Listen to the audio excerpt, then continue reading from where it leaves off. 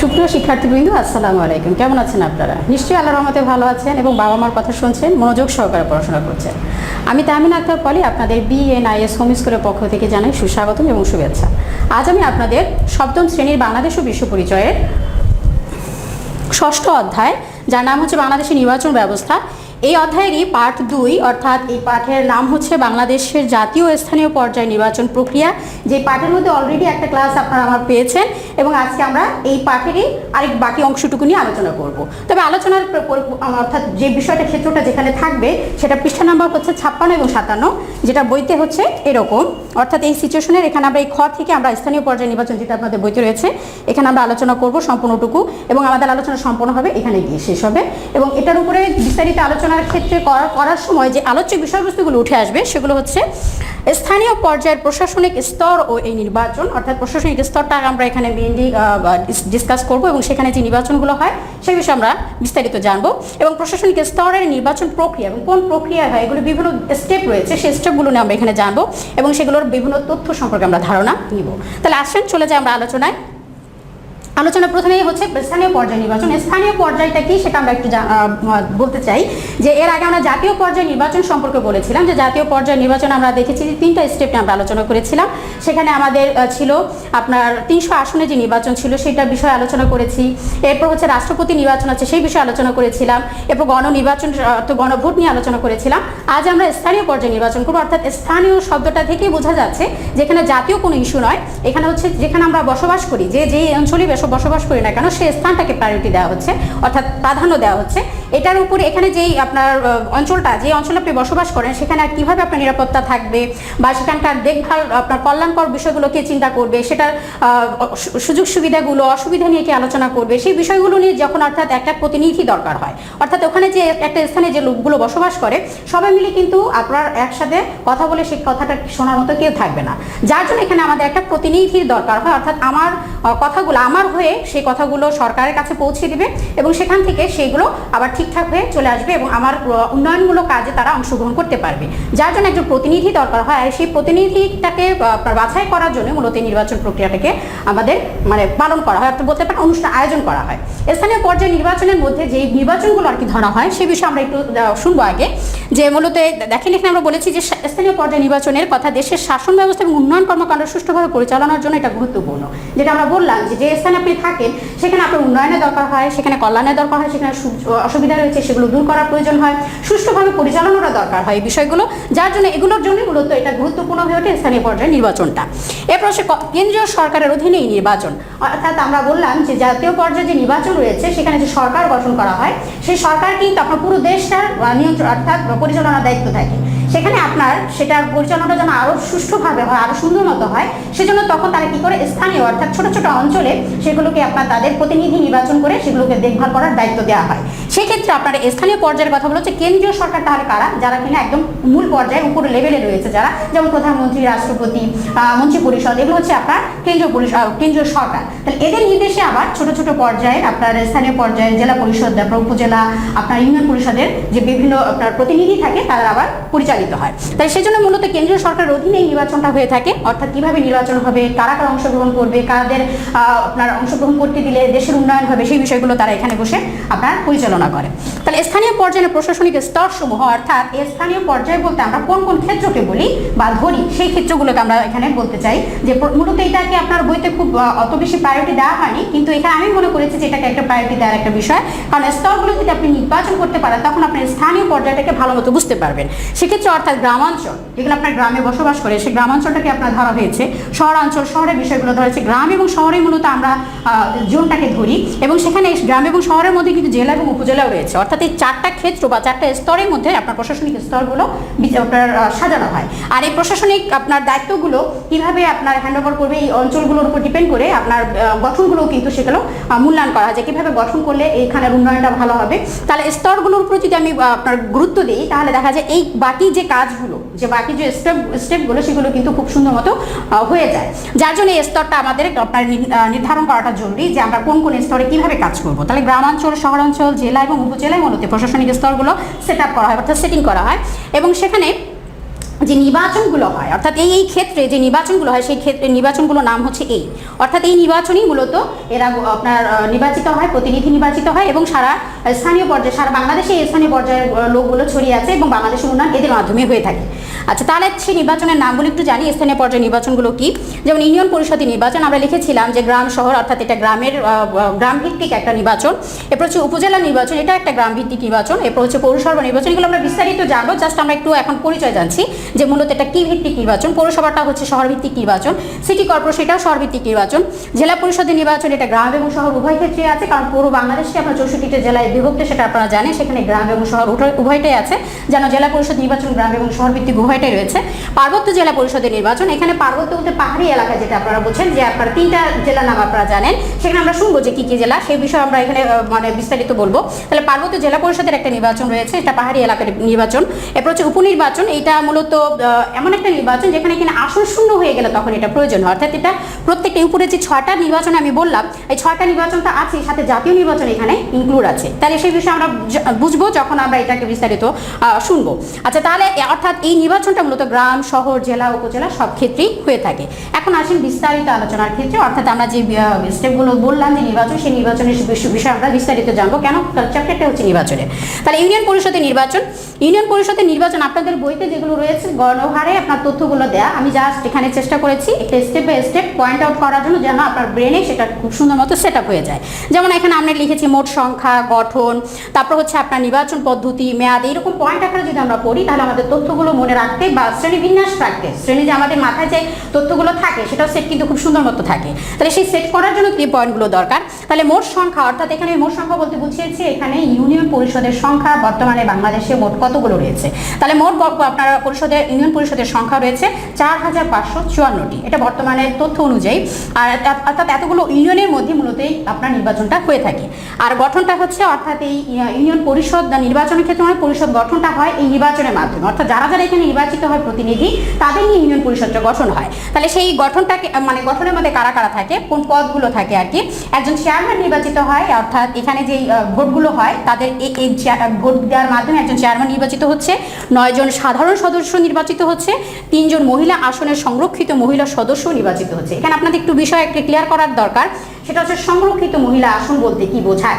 আমরা জাতীয় সংসদ নির্বাচনের ক্ষেত্রে আমরা পড়েছিলাম সংরক্ষিত মহিলা আসন। সংরক্ষিত মহিলা আসন বলতে বোঝায় এটা সিলেক্টেড, অর্থাৎ কিছু সিলেক্ট করা, একটা হচ্ছে সিলেক্টেড আর হচ্ছে ইলেক্টেড। ইলেক্টেড হচ্ছে আপনার যেটা নির্বাচন আমরা ভোট দিয়ে যেটা করি, আর সিলেক্টেড হচ্ছে আমরা নির্ধারণ করি যে এই বিষয়গুলো যাবে, এটা নির্বাচনের দরকার নেই, অর্থাৎ পছন্দসই বা কারো মতামতের দরকার নেই। তাহলে এখানে সিলেক্টেড বিষয়টা যখন জাতীয় নির্বাচনে আপনার এটা করা মানে জাতীয় পর্যায়ে যে নির্বাচনটা হয়, তখন সেখানে আমরা দেখেছিলাম 350টি আসন, অর্থাৎ সেখানে 300টা হচ্ছে আসন আপনার নির্বাচনের মাধ্যমে হচ্ছে, আর 50টি যেটা সেটা হচ্ছে ওইখানকার প্রধানমন্ত্রী সিলেক্ট করে দিচ্ছে না এই আসনে এরা নির্বাচিত হয়ে যায়, এখানে কোনো আপনার ভোট দেওয়ার কোনো প্রসেস নেই, অর্থাৎ ওরা পরোক্ষ পদ্ধতিতে হচ্ছে। আর ঠিক একইভাবে আপনার এখানে ইউনিয়ন পরিষদ বলেন বা এখানে আরও যে কটা স্টেপ আপনারা শুনবেন যে নির্বাচন, এখানে বারবার আপনারা শুনবেন যে সংরক্ষিত মহিলা আসন। সংরক্ষিত মহিলা আসন মানে ওই যে 50 জন, সেই 50 জন কিন্তু নয়, ওটা হচ্ছে জাতীয় পর্যায়ে নির্বাচন, আর এটা হচ্ছে স্থানীয় পর্যায়ে নির্বাচনের মধ্যে। অর্থাৎ এখানে আমরা যদি বলি যে এখন যেহেতু মহিলারা সকল কাজে নিয়োজিত রয়েছে, তো সেখানে মেয়েদেরও তো একটা পার্টিসিপেট দরকার আছে নির্বাচনের ক্ষেত্রে, বা তারা নেতৃত্ব দিতে চায়, ক্ষমতায়ন, নারীর ক্ষমতায়নের ক্ষেত্রে অগ্রসর হওয়ার জন্য এটা একটা স্টেপ। তাহলে সেই ক্ষেত্রে তারা মহিলারা এই নির্বাচনে অংশগ্রহণ করতে পারবে কিনা, সেটারই উত্তর হচ্ছে হ্যাঁ পারবে, এবং সেখানে 3 জন এখানে থাকতে হবে। এটা হচ্ছে বাধ্যতামূলক, অর্থাৎ সিলেক্টেড করে দেওয়া হয়েছে যে 3 জন থাকবে, এটাকে মূলত সংরক্ষিত মহিলা আসন বলা হয়। তাহলে একজন 3 জন মহিলা আসনের সংরক্ষিত মহিলা সদস্য, অর্থাৎ মোট এখানে ইউনিয়ন পরিষদে তাহলে মোট সদস্য সংখ্যা হলো কত? 13 জন। এই 13 জন সদস্যই কিন্তু নির্বাচিত হবে। এখন আপনারা বলতে পারেন যে তাহলে ইলেক্টেড হলে সেটা আবার নির্বাচন কি করে হয়? ইলেক্টেড মানে সেটা হচ্ছে সীমাবদ্ধ করে দাও, 3 জন থাকবে, তবে এই 3 জনকে আবার নির্বাচনের মাধ্যমে হতে হবে, অর্থাৎ তারা প্রত্যক্ষ জনগণ আবার এই 3 জন থেকে আপনার একাধিক এখানে নির্বাচনে অংশগ্রহণ করবে, সেখান থেকে 3 জন আবার নির্বাচিত হয়ে আসবে। আচ্ছা, তাহলে কি হচ্ছে যে 13 জন নির্বাচিত হয়েছে, নির্বাচন পদ্ধতিটা হচ্ছে প্রত্যক্ষ। প্রত্যক্ষ কেন? কারণ জনগণ সরাসরি সেখানে গিয়ে তাদের ভোটটা সে প্রদান করে, ভোট অধিকার প্রদান করে, অর্থাৎ প্রয়োগ করে। তাহলে নির্বাচন পদ্ধতি হচ্ছে প্রত্যক্ষ, আর মেয়াদটা হচ্ছে 5 বছর, অর্থাৎ 5 বছর। অর্থাৎ আপনারা যে একজন সরকার দেখেন চেঞ্জ হয় জাতীয় পর্যায়ে, সেখানে কিন্তু আমরা দেখেছি যে 5 বছর, অর্থাৎ 5 বছর মেয়াদি ভিত্তি করে যে নির্বাচনগুলো আমরা এখন চর্চা করছি, এটার বাইরে কিন্তু অনেক ছোটখাটো অনেক নির্বাচন হয়, সেগুলো 1 বছর মেয়াদি, 2 বছর মেয়াদি এরকম হতে পারে। তবে এখন যে নির্বাচনগুলো আমরা চর্চা করছি সেগুলো স্বাভাবিকভাবে 5 বছরের জন্য। তাহলে স্থানীয় পর্যায়ে নির্বাচনগুলো আমরা শুনলাম, এবার আসেন উপজেলা পরিষদ নির্বাচন। উপজেলা পরিষদ নির্বাচনের মধ্যে মোট সংখ্যা হচ্ছে, অর্থাৎ এখানে উপজেলার সংখ্যা কত, মোট সংখ্যা হচ্ছে 492টা উপজেলা রয়েছে বর্তমানে, এবং গঠন হচ্ছে একজন চেয়ারম্যান থাকে, দুইজন ভাইস চেয়ারম্যান থাকে, এই দুইজন ভাইস চেয়ারম্যানের মধ্যে একজন মহিলা সংরক্ষিত আসনের সদস্য থাকে। এটাও কিন্তু আমি সংরক্ষিত মহিলা আসন বলতে কি বোঝায় সেটা আমি বুঝিয়েছি, অর্থাৎ দুজন ভাইসের মধ্যে একজন সংরক্ষিত থাকবে, অর্থাৎ মাস্ট একজন থাকবেই, এবং সেটা আবার নির্বাচিত হতে হবে, অর্থাৎ মোট 3 জন নির্বাচিত হবেন উপজেলা পরিষদে। আর নির্বাচন পদ্ধতিটাও এখানে প্রত্যক্ষ, অর্থাৎ সরাসরি গিয়ে ভোটটা দিতে হবে, আর মেয়াদ হচ্ছে 5 বছর। এটাও 5 বছরের জন্য নির্বাচিত হবে, 5 বছর পরে গিয়ে তা আবার নতুন করে আবার মনোনয়ন দিতে হবে, আবার তাদেরকে ভোট দিয়ে আবার জয়যুক্ত করতে হবে। এবার আসেন পৌরসভা নির্বাচন। পৌরসভায় মোট সংখ্যাটা হচ্ছে, পৌরসভা 327টি পৌরসভা আছে বর্তমানে। গঠনটা হচ্ছে একজন মেয়র থাকবে, কয়েকজন কাউন্সিলর এবং মহিলা সংরক্ষিত আসনের কয়েকজন, এই অর্থাৎ এগুলো নির্দিষ্ট নয়, এখানে আপনার এলাকা অর্থাৎ আয়তন বুঝে, যে ছোট এলাকার জন্য কতজন লাগে, বড় এলাকার জন্য কতজন লাগে, এরকম আয়তন বুঝে এগুলোকে আপনার নির্ধারণ করা হয়েছে কয়জন লাগবে। সেজন্য এখানে বলা হয়েছে যে কয়েকজন কাউন্সিলর, এবং সেখানে সংরক্ষিত মহিলারও কয়েকজন কাউন্সিলর রাখার ব্যবস্থা করা হয়েছে, এবং এরা কিন্তু সবাই নির্বাচিত হন, এবং যার মাধ্যমে পৌরসভা গঠিত হয়, যেটা কিনা আগে আমরা বলেছি যে ইউনিয়ন পরিষদ গঠিত হচ্ছে, উপজেলা পরিষদ গঠিত হচ্ছে, এবং পৌরসভা গঠিত হচ্ছে কিভাবে, নির্বাচিত হওয়ার মাধ্যমে। তাহলে পৌরসভা নির্বাচন গেল। এবার আসেন আপনার পৌরসভা নির্বাচনের নির্বাচন পদ্ধতিটা কি। আপনারা এখানে বেশিরভাগই দেখবেন প্রত্যক্ষ পদ্ধতিতে নির্বাচিত হয়েছে। এখানে একটা মাত্র নির্বাচন যেটা পাবেন সেটা হচ্ছে জেলা পরিষদের নির্বাচন, যেখানে পরোক্ষ পদ্ধতিতে হয়। এটা আপনার মনে রাখার একটা সহজ একটা মাধ্যম বলতে পারেন, যে সকল তথ্যগুলো যখন একাধিক হয়ে যায় তখন আমরা কিভাবে মনে রাখবো, ছেটে ছুটে যেটাকে একদম সহজভাবে, অর্থাৎ নেগেটিভ যেটা হয় সেটা মনে রাখলেই হয়ে যায়। তাহলে জেলা পরিষদটা হচ্ছে পরোক্ষ নির্বাচন, বাকি সবগুলি প্রত্যক্ষ নির্বাচন। এটার মেয়াদ হচ্ছিল 5 বছর। আচ্ছা, সিটি কর্পোরেশনের নির্বাচন। সিটি কর্পোরেশন হচ্ছে মোট সংখ্যা, এখানে সিটি কর্পোরেশনের মোট সংখ্যা হচ্ছে 12টি, এবং সেই 12টি কোথায় কোথায় এখানে আপনাদের বইতেও দেওয়া আছে। তারপর আমি এখানে একটু লিখেছি, অর্থাৎ ঢাকাকে আগে একটা ছিল, এখন ঢাকাকে দুটো আপনার অংশে বিভক্ত করা হয়েছে। একটা হচ্ছে উত্তর ঢাকা, আর একটা হচ্ছে দক্ষিণ ঢাকা, অর্থাৎ ঢাকা উত্তর এবং ঢাকা দক্ষিণ বলা হয় এই সিটি কর্পোরেশনকে। রংপুর, রাজশাহী, বরিশাল, খুলনা, গাজীপুর, নারায়ণগঞ্জ, কুমিল্লা, চট্টগ্রাম, সিলেট এবং ময়মনসিংহ। এখানে আপনার এই নামগুলো মনে রাখার জন্য আপনাদের একটা কৌশল আমি বলতে পারি, সেটা হচ্ছে একই অক্ষরের যেগুলো রয়েছে সেই অক্ষরের বিষয়গুলো যদি আপনার, যেমন র দিয়ে কয়টা আছে, ক দিয়ে কয়টা আছে, এবং সেটা যদি আবার অ্যারেঞ্জ করে নেন, যে আমি প্রথম ক গুলো বলবো কিংবা তারপরে খ গুলো বলবো, এভাবে যদি অ্যারেঞ্জ করে পড়েন তাহলে বিষয়গুলো আরো বেশি ইজি হয়। তাহলে সেভাবে পড়ে নেবেন আপনারা। 12টা সিটি কর্পোরেশনের নাম রয়েছে, এবং 12টা সিটি কর্পোরেশনে কিন্তু এই নির্বাচনটা হয়ে থাকে। গঠনটা কিরকম, প্রধান হলেন, অর্থাৎ এই আপনার সিটি কর্পোরেশনের প্রধান যে হেড থাকে, যার মাধ্যমে এটা পরিচালিত হয়, সে হচ্ছেন মেয়র থাকেন, একজন মেয়র থাকেন, এবং কয়েকটি ওয়ার্ডে, এবং এখানে আপনার কয়েকটি শব্দ যখনই দেখবেন এখানে কোনো স্পেসিফিকভাবে সংখ্যা নেই, তার মানে সেখানে আপনার নির্দিষ্ট করা যায়নি, কেন, সেখানে অঞ্চল বেস, যে কতটুকু অঞ্চল রয়েছে, কতটা গুরুত্বপূর্ণ, সেই বিষয় ভিত্তিকগুলো মানে কিছুটা বিবেচনার বিষয় রয়েছে, যার জন্য এখানে আপনার সংখ্যাটা দেওয়া হয়নি, আর সেটা আপনার কম বেশি হয়, যার জন্য এখানে সংখ্যা দেওয়া সম্ভব হয়নি। কয়েকটি ওয়ার্ডে বিভক্ত থাকে এই সিটি কর্পোরেশনটা, যেমন আপনার যেমন ঢাকা উত্তরে কতগুলো ওয়ার্ড রয়েছে, ঢাকা দক্ষিণে কতগুলো ওয়ার্ড রয়েছে, তাহলে ওয়ার্ডে বিভক্ত থাকে এই সিটি কর্পোরেশনগুলো, এবং প্রতি ওয়ার্ডে একজন করে কাউন্সিলর থাকে, প্রত্যেকটা ওয়ার্ডে একজন করে কাউন্সিলর থাকে, আর মেয়র তো একজন আছেই। তাহলে সেই মেয়র এবং আপনার কাউন্সিলর নিয়ে মূলত এখানকার সিটি কর্পোরেশনটা গঠিত হয়। এবার আসেন নির্বাচন পদ্ধতি। এখানকার নির্বাচন পদ্ধতিটা প্রত্যক্ষ, আমি আগে বললাম শুধুমাত্র জেলা পরিষদ ছাড়া সবই প্রত্যক্ষ, মেয়াদ হচ্ছে 5 বছর। এরা 5 বছরের জন্য নির্বাচিত হয়ে থাকে। জেলা পরিষদ নির্বাচন, এখানে জেলা পরিষদ নির্বাচনটা হচ্ছে মোট সংখ্যা, অর্থাৎ আমরা বলেছি এখন বর্তমানে জেলা আরও বেড়েছে, বাট আপনাদের বইতে যে ইনফরমেশন রয়েছে সেই ইনফরমেশন অনুযায়ী হচ্ছে পুরো বাংলাদেশে 64টা জেলা রয়েছে, সেখানকার মধ্যে 61টা জেলা হচ্ছে আপনার এই জেলা পরিষদের মধ্যে, আর বাকি যে 3টা জেলা থাকে সেটা হচ্ছে পার্বত্য জেলা পরিষদে থাকে। তাহলে টোটাল 64টা জেলার আপনারা পরিচয় মানে হিসাব পেয়ে গেছেন। সেই 64টি জেলার মধ্যে 61টি জেলায় একটি করে আপনার জেলা পরিষদ থাকে, এবং প্রত্যেকটা জেলা পরিষদে কিন্তু নির্বাচন হয়। আর গঠনটা কি, অর্থাৎ প্রত্যেকটা জেলা পরিষদে আপনার কমিটি বা জেলা পরিষদের গঠন হয় কি করে, একজন চেয়ারম্যান থাকে, 15 জন সদস্য থাকে, অর্থাৎ সাধারণ সদস্য বলতে পারেন, আর 5 জন থাকে সংরক্ষিত মহিলা আসনের সদস্য, অর্থাৎ টোটাল 21 জন সদস্য নিয়ে এই জেলা পরিষদের আপনার জেলা পরিষদটা গঠিত হয়। অর্থাৎ যেখানে বলেছি মোট 21 জন জেলা নিয়ে জেলা পরিষদ গঠিত হয়, এবং এদেরকে আপনার প্রত্যক্ষ ভোটে নির্বাচিত করা হয়, সেটা আবার পরোক্ষ ভোটে, কারণ বলেছি আমি যে একটা মাত্র পরিষদ আপনি পাবেন, সেটা হচ্ছে জেলা পরিষদ, যেটা কিনা পরোক্ষ পদ্ধতিতে হয়। কেন পরোক্ষ পদ্ধতিতে হয়, কারণ এরা নির্বাচক বৃন্দ ভিন্ন, আর বাকি যে ওগুলোর আপনার গঠনের ক্ষেত্রে বলেছি সে প্রত্যেকটাই সে স্থানীয়ভাবে যে লোকজন থাকে সাধারণ জনগণ তারা কিন্তু ভোট দেয়। আর এখানে যে ভোটটা দেয় সেটা হচ্ছে যে সিটি কর্পোরেশন, পৌরসভার মেয়র, কাউন্সিলর ও উপজেলা ও ইউনিয়ন পরিষদের চেয়ারম্যান ও সদস্যরা, অর্থাৎ এখানে আমরা সিটি কর্পোরেশন পড়েছি, উপজেলা পড়েছি, জেলা আপনার কি বলে ইউনিয়ন পড়েছি, সবগুলোর মধ্যে আবার সবাই কিন্তু ভোট দিতে পারবে না। এর মধ্যে কেউ আছে চেয়ারম্যান, কেউ আছে মেয়র, কেউ আছে কাউন্সিলর, অর্থাৎ যে প্রধান উপরের লেভেলে যারা আছে তারা ভোট দিয়ে মূলত এই জেলা পরিষদকে নির্বাচিত করে। এই জন্যই মূলত আপনার যেহেতু এখানে সাধারণ জনগণই কিন্তু এদেরকে আবার নির্বাচন করে পাঠিয়েছে, এই যে সিটি কর্পোরেশন যারা আছে, আপনার ইউনিয়ন পরিষদ যারা আছে, এটা কিন্তু আমরাই ভোট দিয়ে তাদেরকে ওখানে পাঠিয়েছি এবং তারা আবার কি করছে, তাদের ভোট দিয়ে আবার জেলা পরিষদকে নির্বাচন করছে, যার জন্য এটাকে বলা হচ্ছে পরোক্ষ পদ্ধতি নির্বাচন। এবার আসেন মেয়াদ, এটা মূলত নির্বাচিত হচ্ছে কত বছরের জন্য? 5 বছরের জন্য। এবার আসেন পার্বত্য জেলা পরিষদ নির্বাচন, অর্থাৎ সেখানে 64টা জেলার মধ্যে বাকি 3টা যে ছিল সেই 3টা জেলা নিয়ে এখানে এই পরিষদটা গঠন করা হয়। কেন? কারণ এদের জীবন প্রণালী বা জীবন ব্যবস্থা একটু ভিন্ন, পাহাড়ি অঞ্চল রয়েছে, সেখানকার পরিচালনা বিষয়গুলো এক হবে না, কারণ আমরা আছি সমভূমিতে, তারা আছে উঁচু নিচু ভূমিতে, তাদের জীবন প্রণালীটি একটু আলাদা, যার জন্য তাদের জন্য আলাদা পরিষদ গঠন করা হয়েছে এবং এখানকার যে মানুষগুলো বসবাস করে তাদের জীবন ব্যবস্থা সম্পর্কে তাদের ধারণা বেশি, যার জন্য তাদেরকে এখানে প্রায়োরিটি দেওয়া হয়েছে। সেটা গঠন দেখলেই বুঝতে পারবেন। মোট সংখ্যা হচ্ছে 3টি। এখন কোন কোন জেলা হয়? রাঙ্গামাটি, খাগড়াছড়ি এবং বান্দরবান, এই 3টা জেলায় মূলত আপনার এই পার্বত্য জেলা পরিষদ, 3টা জেলাকে নিয়েই মূলত পার্বত্য জেলা পরিষদ গঠিত হয়। আর গঠন হচ্ছে একজন চেয়ারম্যান থাকে, নির্দিষ্ট সংখ্যক ক্ষুদ্র নৃগোষ্ঠী এবং বাঙালি সদস্য নির্বাচিত হয়, অর্থাৎ বাঙালি এবং ক্ষুদ্র নৃগোষ্ঠী এদের নিয়ে মূলত আপনার এই পরিষদটা গঠন করা হয়, আর একজন চেয়ারম্যান থাকে। আর নির্বাচন পদ্ধতিটা হচ্ছে প্রত্যক্ষ, মেয়াদ হচ্ছে 5 বছর। 5 বছরের জন্য এই পার্বত্য জেলা পরিষদ নির্বাচিত হয়। এবার আসেন উপনির্বাচনটা কি, যেটা কিনা আমরা বলেছিলাম যে এই দেখেন এখানে কিন্তু আমি কোনো নাম্বার দিইনি। কেন নাম্বার দিইনি? কারণ ওই 6টাটা হচ্ছে আপনার স্থানীয় পর্যায়ে নির্বাচন, আর এই উপনির্বাচনটা আপনার স্থানীয় প্লাস জাতীয় দুটোর মধ্যেই যায়।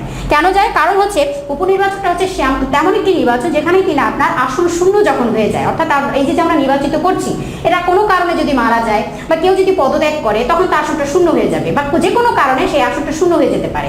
সেই ক্ষেত্রে কি করণীয়? সেক্ষেত্রে অবশ্যই সেখানে একজন প্রতিনিধি দরকার, সেই এলাকার উন্নয়নটা তো আর থেমে থাকবে না, বা সেই এলাকার লোকজন তো আর আপনার ওনার সাথে মরে যাবে না, তা তো না। আর সব বিষয়টা হচ্ছে ওনাদের সেই আবার দেখভাল করতে হবে, তাদের একজন প্রতিনিধি দরকার। সেই প্রতিনিধির সময় তখন আবার নির্বাচন করার প্রয়োজন হয়। তবে এবার যে নির্বাচনটা হবে যদি হয়, অর্থাৎ 5 বছর, যেটা ধরেন এই বছর আমরা নির্বাচন করেছি 2020-এ গিয়ে, সে 2025-এ গিয়ে আপনার তার নামার কথা ছিল, কিন্তু দেখা গেল যে 2022-এ গিয়ে সে মারা গেছে। তাহলে 2022-এ যখন আবার নির্বাচনের ব্যবস্থা করা হবে, তাহলে 2022-এ যে ব্যক্তিটা আসবে সে কিন্তু আপনার 2025 সাল পর্যন্তই থাকবে, তাকে কিন্তু ওই 5 বছর পূরণ করার জন্য আরো 2 বছর রাখা হবে না, ওই 2025-এর মধ্যেই তাকে আবার, অর্থাৎ সে 3 বছরের জন্য নির্বাচিত হবে। ঠিক একইভাবে অর্থাৎ নির্বাচিত প্রতিনিধির যে আসন থাকে সেটা যখন শূন্য হয় কোনো কারণে, তখন সেই শূন্যতা পূরণ করার জন্য যে নির্বাচন ব্যবস্থাটা করা হয় সেটাই হচ্ছে উপনির্বাচন। আর এই নির্বাচন ব্যবস্থাটা কিন্তু আগে যে নির্বাচন প্রক্রিয়া হয়েছে একইভাবে হবে, একইভাবে সেই নির্বাচন প্রক্রিয়া সবাই অংশগ্রহণ করবে, যারা যারা ওই স্থানে আছে সে অংশগ্রহণ করবে, ওইভাবেই আপনার নির্বাচনটা সম্পন্ন হবে। আর এই নির্বাচনটা আপনার এই যে দেখেন আমি লিখেছি বইয়ের ভাষায়, নির্বাচিত কোনো সদস্যের আসন কোনো কারণে শূন্য হলে মেয়াদ পূর্তির পূর্বে, অর্থাৎ মেয়াদের 25-এর আগে যদি আপনার শেষ হয়ে যায়, সেটা বলছে মেয়াদ পূর্তির পূর্বে, তাহলে একই প্রক্রিয়ায় যে নির্বাচনটা হয় সেটাই মূলত উপনির্বাচন, এবং এটি জাতীয় এবং স্থানীয় পর্যায়ে উভয় পর্যায়ে হয়ে থাকে। তাহলে আজকে যে নির্বাচন আমি একটু দ্রুততার সাথে বলেছি, কারণ হচ্ছে হিউজ পরিমাণে তথ্য ছিল, যার জন্য আপনাদেরকে একটু দ্রুতই বলতে হয়েছে। আশা করি আপনাদের ক্লাসগুলো বুঝবেন। যদি তারপরও আমার দ্রুততার কারণে আপনাদের সমস্যা হয়, তাহলে আপনাদের একটা টেকনিক আমি বলি, সেটা হচ্ছে আপনাদের ইউটিউবের চ্যানেলের কর্নারে দেখবেন 3টি ডট আছে, 3টি ডটের ওখানে ক্লিক করবেন। ক্লিক করলে ওখানে লেখা আছে আপনার রিপোর্ট বা আপনার কি বলা হয় কোয়ালিটি বা আপনার স্পিড, প্লে স্পিড, এরকম প্লে স্পিডে গিয়ে সেটা আপনার যেখানে নর্মাল আছে, নর্মাল না গিয়ে নর্মালের আগেরটা যদি আপনার ক্লিক করেন তাহলে দেখা যাবে খুব স্লো কথা শোনা যায়, তখন আপনাদের সেটা সুবিধা হবে আমার কথাগুলো বুঝতে। তাহলে আশা করি যাদের সমস্যা হবে সেটা সমাধান আমি দিয়ে দিলাম। আজ এই আলোচনা থেকে নিশ্চয়ই আপনারা উপকৃত হয়েছেন, সম্পূর্ণ বিষয়টা বুঝেছেন। যদি বুঝে থাকেন তাহলে সেই এখান থেকে অনেকগুলো জ্ঞানমূলক তথ্য আপনাদের এখানে উঠে আসবে। জ্ঞানমূলক তথ্য কোনগুলো? যেগুলো আপনাদের মুখস্থ করতে, অর্থাৎ বোঝার কিছু নেই। যেমন ধরেন আপনার ইউনিয়ন পরিষদের সংখ্যা কত, আপনার উপজেলা পরিষদের সংখ্যা কত, এগুলো হচ্ছে মুখস্থের বিষয়, এগুলো বোঝার কোনো বিষয় নেই। সেরকম জ্ঞানমূলক তথ্য এখানে অনেকগুলো পাবেন আপনারা সেখান থেকে। অর্থাৎ আমি প্রশ্ন দিয়েছি আপনাদের 10টি জ্ঞানমূলক প্রশ্ন তো এসডব্লিউ থাকবে, আর এসডব্লিউ নাম্বার হচ্ছে 15।